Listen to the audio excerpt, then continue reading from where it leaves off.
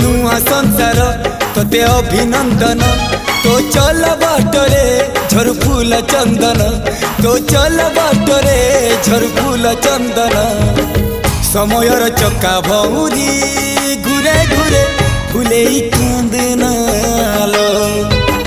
चढ़ीबु तू फूल सवारी धीरे धीरे फूले कांदनालो बाहादर सुख परा विधाता देइछि तोते विरह वेदना सबु सहिबाकु हवा मते